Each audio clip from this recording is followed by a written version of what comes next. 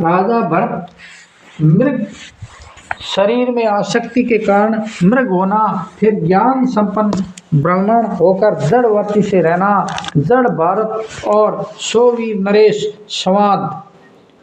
नारद जी बोले, महाभाग, मैंने आध्यात्मिक आदि तीनों तापों का चिकित्सा का उपाय सुन लिया, तथापि मेरा मन अभी भ्रम में भटक रहा है, वह शीघ्रतापूर्वक स्थिर नहीं हो पाता। ब्राह्मण, आप दूसरों का मान देने वाले हैं, बताइए, यदि दुष्ट लोग किसी के मन में विपरीत बर्ताव करे तो मनुष्य उसे कैसे सह सकता है। तो सूत जी कहते हैं, नारद जी का यह कथन सुनकर ब्रह्मा पुत्र सनक जी को बड़ा हर्ष हुआ। उन्हें राजा भरत के चरित्र का स्मरण हो आया और वे इस प्रकार बोले। सनक जी ने कहा, नारद जी, मैं इस विषय में एक प्राचीन इतिहास कहूँगा, जिसे सुनकर तुम्हारे भ्रांत मन को बड़ी स्थिरता प्राप्त होगी। मुनिश्रेष्ठ, प्राचीन काल में भरत नाम से प्रसिद्ध एक राजा हुए थे, जो ऋषभदेव जी के पुत्र थे और जिनका नाम पर इस देश को भारतवर्ष कहते हैं। राजा भरत ने बाप दादों के क्रम से चले आते हुए राज्य को पाकर उसका धर्मपूर्वक पालन किया। जैसे पिता अपने पुत्र को संतुष्ट करता है, उसी प्रकार वे प्रजा को प्रसन्न रखते थे। उन्होंने नाना प्रकार के यज्ञों का अनुष्ठान करके सर्वदेव स्वरूप भगवान विष्णु का यंजन किया। वे सदा भगवान का ही चिंतन करते और उन्हीं में मन लगाकर नाना सत्कर्मों में लगे रहते थे। तदंतर पुत्रों को जन्म देकर विद्वान राजा भरत विषयों से विरक्त हो गए और राज्य त्याग कर पुलस्त्य एवं पुलह मुनि के आश्रम को चले गए। उन महर्षियों का आश्रम शालग्राम नामक महाक्षेत्र में था। मुनि की इच्छा रखने वाले बहुत से साधक उस तीर्थ का सेवन करते थे। मुने वे ही भारत राजा तपस्या में संलग्न हो यथाशक्ति पूजन सामग्री जुटाकर उसके द्वारा भक्ति भाव से भगवान महाविष्णु की आराधना करने लगे। नारद जी, वे प्रतिदिन प्रातःकाल निर्मल जल में स्नान करते तथा अविनाशी पर ब्रह्मा की स्तुति एवं प्रणव सहित वेद मंत्रों का उच्चारण करते हुए भक्ति पूर्वक सूर्य देव की का उपासना करते थे। तदंतर आश्रम पर लौटते और अपने ही लाए हुए समिधा, कुशा तथा मिट्टी आदि दरियों से फल फूल, तुलसी दल एवं स्वच्छ जल से एकाग्रता पूर्वक जगदीश्वर भगवान वासुदेव की पूजा करते थे। भगवान की पूजा के समय वे भक्ति के प्रभाव में डूब जाते थे। एक दिन की बात है, महाभाग, राजा भरत प्रातःकाल स्नान करके एकाग्रचित हो जप करते हुए 3 मुहूर्त 6 घड़ी तक शालग्रामी के जल में खड़े रहे। ब्राह्मण, इसी समय एक प्यासी हरणी जल पीने के लिए अकेली ही वन से नदी के तट पर आई। उसका प्रसवकाल निकट था। वह प्राय जल पी चुकी थी। इतने में ही सब प्राणियों को भय देने वाली सिंह की गर्जना उच्च स्वर से सुनाई पड़ी। फिर तो वह उस सिंहनाद से भयभीत हो नदी के तट की ओर उछल पड़ी। बहुत ऊंचाई की और उछलने से उसका गर्भ नदी में ही गिर पड़ा और तरंग मालाओं में डूबता उतरता वह वेग से बहने लगा। राजा भरत ने गर्भ से गिरे हुए उस मृग के बच्चे को दयावश उठा लिया। मुनीश्वर, उधर वह हिरणी गर्भ गिरने से के अत्यंत दुख से और बहुत ऊंचे चढ़ने के परिश्रम से थक कर एक स्थान पर गिर पड़ी और वही मर गई। उस हिरणी को मरी हुई देख तपस्वी राजा भरत मृग के बच्चे को लिए हुए अपने आश्रम पर आए और प्रतिदिन उसका पालन पोषण करने लगे। मुने उनसे पोषित होकर वह मृग का बच्चा बढ़ने लगा। उस मृग में राजा का चित्त जैसा आसक्त हो गया था, वैसा ही भगवान में भी नहीं हुआ। उन्होंने अपने राज्य और पुत्रों को छोड़ा, समस्त भाई बंधुओं को भी त्याग दिया, परंतु इस हिरण के बच्चे में ममता पैदा कर ली। उनका चित्त मृग की ममताओं के वशीभूत हो गया था, इसलिए उनकी समाधि भंग हो गई। तदंतर कुछ समय बीतने पर राजा भरत मृत्यु को प्राप्त हुए। उस समय जैसे पुत्र पिता को देखता है, उसी प्रकार वह मृग का बच्चा आंसू बहाते हुए उनकी ओर देख रहा था। राजा भी प्राणों को त्याग करते समय उस मृग की ही ओर देख रहे थे। दिलश्रेष्ठ, मृग की भावना करने के कारण राजा भरत दूसरे जन्म में मृग हो गए, किंतु पूर्व जन्म की बातों का स्मरण होने से उनके मन में सांसारिक ओर से वैराग्य हो गया। वे अपनी मां को त्याग कर पुनः शालग्राम तीर्थ में आए हुए सूखे घास तथा सूखे पत्ते खाकर शरीर का पोषण करने लगे। ऐसा करने से मृग शरीर की प्राप्ति करने वाले कर्म का प्रायश्चित हो गया। अतः वहीं अपने शरीर का त्याग करके वे जाति स्मर पूर्व जन्म की बातों का स्मरण करने वाले ब्राह्मण के रूप में उत्पन्न हुए। सदाचारी योगियों के श्रेष्ठ एवं शुद्ध कुल में उनका जन्म हुआ। वे संपूर्ण विज्ञान से संपन्न तथा समस्त शास्त्रों के तत्वज्ञ हुए। मुनि श्रेष्ठ, उन्होंने आत्मा को प्रकृति से परे देखा। महामुने, वे आत्मा ज्ञान संपन्न होने के कारण देवता आदि संपूर्ण भूतों को अपने से अभिन्न देखते थे। उपनयन संस्कार हो जाने पर वे गुरु के पढ़ाए हुए वेद शास्त्र का अध्ययन नहीं करते थे, किन्हीं वैदिक क्रमों की ओर ध्यान नहीं देते और न शास्त्रों का उपदेश ही ग्रहण करते थे। जब कोई उनसे बहुत पूछताछ करता तो वे जड़ के समान गवारों की सी बोली में कोई बात कह देते थे। उनका शरीर मेला कुचेला होने से निंदित प्रतीत होता था। मुने, वे सदा मलिन वस्त्र पहना करते थे। इन सब कारणों से वहाँ के समस्त नागरिक उनका अपमान किया करते थे। सम्मान योग संपत्ति की अधिक हानि करता है और दूसरे लोगों से अपमानित होने वाला योगी योग मार्ग में शीघ्र ही सिद्धि प्राप्त कर लेता है। ऐसा विचार करके वे परम बुद्धिमान ब्राह्मण जन साधारण में अपने आप को जड़ और उन्मत्तशाही प्रकट करते थे। भीगे हुए चने, उड़द, बड़े बड़े साग, जंगली फल और अन्न के दाने आदि जो सामयिक खाद्य वस्तु मिल जाती उसी को बहुत मानकर खा लेते थे। पिता की मृत्यु होने पर भाई भतीजे और बंधु बांधवों ने उनसे खेती बाड़ी का काम कराना आरंभ किया। उन्हीं के दिए हुए सड़े गले अन्न से उनके शरीर का पोषण होने लगा। उनका एक एक अंग बेल के समान मोटा था और काम काज में वे जड़ की भांति जुटे रहते थे। भोजन मात्र ही उनका वेतन था, इसलिए सब लोग उनसे अपना काम निकाल लिया करते थे। ब्राह्मण, एक समय सोवी राजा ने शिबिका पर आरूढ़ हो इसुमती नदी के किनारे महर्षि कपिल के श्रेष्ठ आश्रम पर जाने का निश्चय किया था। वे मोक्ष धर्म के ज्ञाता महामुनि कपिल से यह पूछना चाहते थे कि इस दुखमय संसार में मनुष्य के लिए कल्याणकारी साधन क्या है। उस दिन राजा की बेगार में बहुत से दूसरे मनुष्य भी पकड़े गए थे।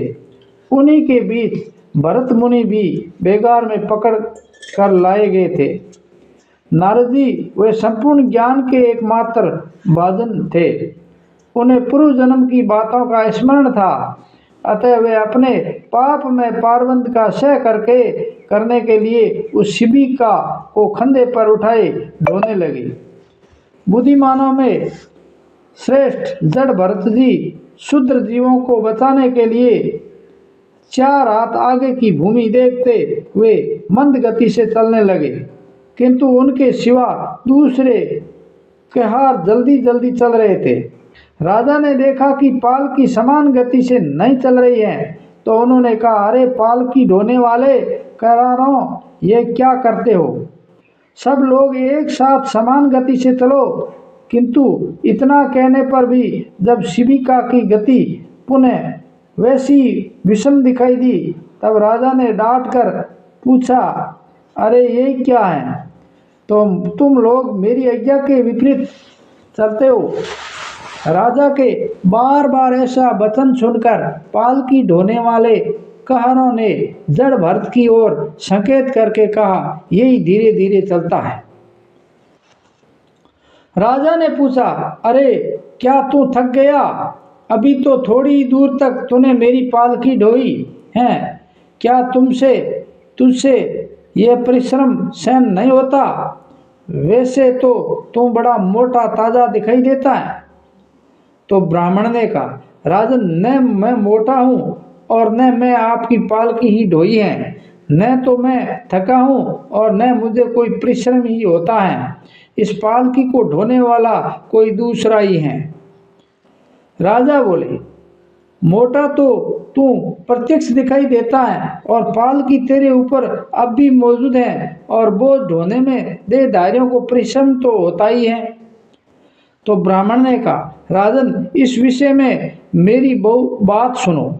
सबसे नीचे पृथ्वी है, पृथ्वी पर 2 पैर हैं, दोनों पैरों पर 2 जंघें हैं, उन जंघों पर 2 उरु हैं तथा उनके ऊपर उदर हैं, फिर उदर के ऊपर छाती, भुजाएं और कंधे हैं और कंधों पर यह पालकी रखी गई है।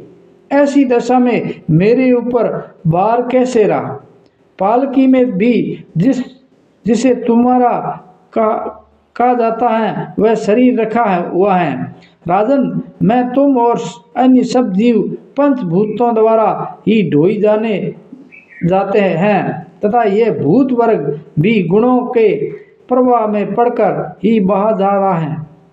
प्रतिपते, ये सत्व आदि गुण भी कर्मों के वशीभूत हैं और वह कर्म समस्त जीवों में अविद्या द्वारा ही संचित है।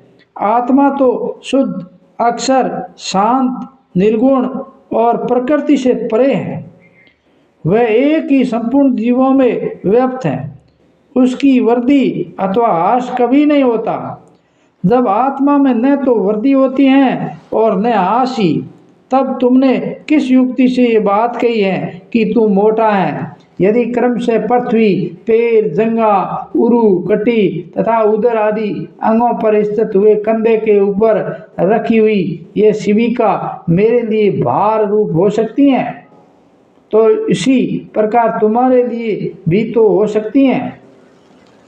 राजन, इस युक्ति से तो अन्य समस्त जीवों ने भी न केवल पालकी उठा रखी है, बल्कि संपूर्ण पर्वत, वृक्ष, ग्रह और पृथ्वी आदि का भार भी अपने ऊपर ले रखा है।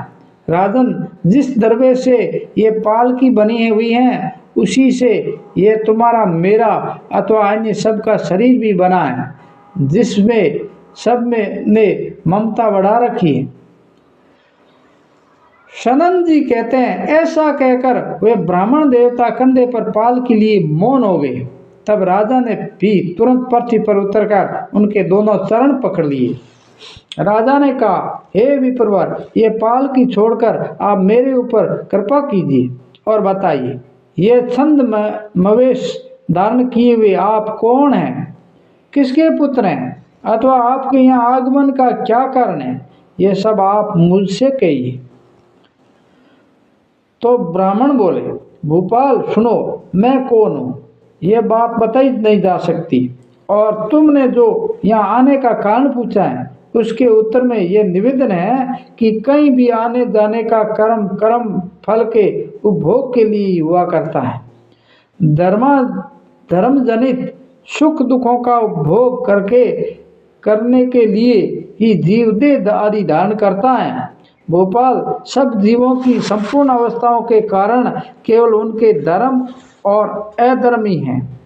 राजा ने कहा, इसमें संदेह नहीं कि सब कर्मों का धर्म और अधर्म ही कारण है, और कर्म फल के उपभोग के लिए एक देह से दूसरी देह में जाना होता है। किंतु आपने जो ये कहा गया कि मैं कौन हूँ, ये बात बताई नहीं जा सकती, इसी बात को सुनने की मुझे इच्छा हो रही है। तो ब्राह्मण बोले, राजन, यह शब्द का उच्चारण जी हाँ दंत, होठ और तालु ही करते हैं, किंतु ये सब यह नहीं है, क्योंकि ये सब उस शब्द के उच्चारण मात्र में ही हेतु हैं। तो क्या इन जी हाँ आदि के कारणों के द्वारा ये वाणी स्वयं अपने को अह कहती है? नहीं। अतः ऐसी स्थिति में तू मोटा है ऐसा कहना कदापि उचित नहीं है। राजन, सिर और हाथ पैर आदि लक्षणों वाला यह शरीर आत्मा से पृथक ही है। अतः इस अह शब्द का प्रयोग मैं कहाँ और किसके लिए करूं? नरश्रेष्ठ, यदि मुझसे भिन्न कोई और भी सजातीय आत्मा हो तो भी ये मैं हूँ और ये अन्य है, ऐसा कहना उचित हो सकता था। जब संपूर्ण शरीर में एक ही आत्मा विराजमान है तब आप कौन हैं और मैं कौन हूँ इत्यादि प्रश्न वाक्य व्यर्थ ही हैं। नरेश, तुम राजा हो, ये पालकी हैं और ये सामने पालकी ढोने वाले खड़े हैं तथा ये जगत आपके अधिकार में है, ऐसा जो कहा जाता है वह वास्तव में सत्य नहीं है। वृक्ष से लकड़ी पैदा हुई और उससे ये पालकी बनी जिस पर तुम बैठते हो। यदि उसे पालकी ही कहा जाए तो इसका वृक्ष नाम अथवा लकड़ी नाम कहाँ चला गया? ये तुम्हारे सेवकगण ऐसा नहीं कहते कि महाराज पेड़ पर चढ़े हुए हैं, और न कोई तुम्हें लकड़ी पर ही चढ़ा हुआ बतलाता है। सब लोग पालकी में ही बैठा हुआ बतलाते हैं, किंतु पालकी क्या है? लकड़ियों का समुदाय। वही अपने लिए एक विशेष नाम का आश्रय लेकर स्थित है। श्रेष्ठ, नृपश्रेष्ठ, इसमें से लकड़ियों के समूह को अलग कर दो और फिर खोजो तुम्हारी पालकी कहाँ है। इसी प्रकार छाते की सलाखाओं को, तिलियों को पृथक करके विचार करो, छाता नामक की वस्तु कहाँ चली गई। यही न्याय तुम्हारे और मेरे ऊपर लागू होता है, अर्थात मेरे और तुम्हारे शरीर भी पंचभूत से अतिरिक्त कोई वस्तु नहीं है। पुरुष, स्त्री, गाय, बकरी, घोड़ा, हाथी, पक्षी और वृक्ष आदि लौकिक नाम कर्म जनित विभिन्न शरीरों के लिए ही रखे गए हैं, ऐसा जानना चाहिए। भोपाल, आत्मा न देवता है, न मनुष्य है, न पशु है और न वृक्षी है। ये सब तो शरीरों की आकृतियों के भेद हैं जो भिन्न भिन्न कर्मों के अनुसार उत्पन्न हुए हैं। राजन, लोक में जो राजा के सिपाही तथा और भी जो ऐसी वस्तुएं हैं वे सब काल्पनिक हैं, सत्य नहीं है। नरेश, जो वस्तु परिणाम आदि के कारण होने वाली किसी नई संज्ञा को कालांतर में भी नहीं प्राप्त होती, वही परमार्थिक वस्तु है। विचार करो वह क्या है। तुम समस्त प्रजा के लिए राजा हो और अपने पिता के पुत्र हो, शत्रु के लिए शत्रु हो, पत्नी के लिए पति और पुत्र के लिए पिता हो। भोपाल, बताओ मैं तुम्हें क्या कहूँ? महीपते, तुम क्या हो? यह सिर हो या गिरवा अथवा पेट या पैर आदि में से कोई हो, तथा ये सिर आदि भी तुम्हारे क्या हैं? प्रतिपते, तुम संपूर्ण अवयवों से पृथक स्थित होकर भली भांति विचार करो कि मैं कौन हूँ। नरेश, आत्म तत्व जब इस प्रकार स्थित है, जब सबसे पृथक करके ही उसका प्रतिपादन किया जा सकता है, तो मैं उसे इस नाम से कैसे बता सकता हूँ?